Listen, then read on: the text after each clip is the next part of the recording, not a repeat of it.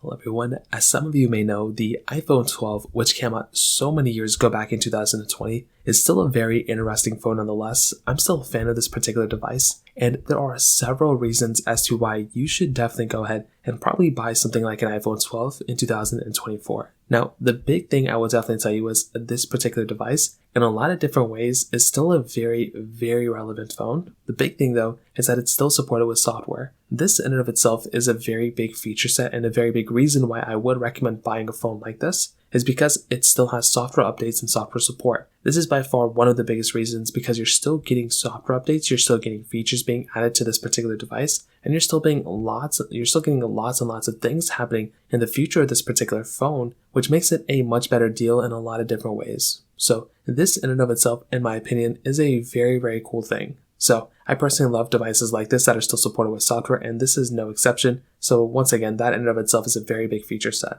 On top of that, this particular device is also giving you a fairly good experience in terms of the features in the hardware department of this particular device. What do I mean by this? Well, this particular phone is still going to be giving you very, very good hardware. Like, it still feels very, very similar to something like the iPhone 15, and that's a very cool thing. Because if you're getting a device like this, once again, you probably don't want to get a device that's already going to feel outdated or feel old. And definitely with devices like the iPhone 11 and other ones, those can typically feel a little bit older for some people. This device doesn't really give you that experience, which I think is really cool. So if I'm going through and if I'm buying a phone, this one is going to be giving you a better experience than you probably would have expected. So that in and of itself, once again, is another really cool thing going on for this particular device too. On top of that, I think the performance of the iPhone 12 is still up there. The Apple A14 Bionic chip with 4GB of RAM, that's a very good type of chipset to have inside of this type of device. And I do think that in and of itself, too, is a very cool thing going on for this particular phone. So if I'm going through and if I'm buying this type of device, like, I'm definitely going to be seeing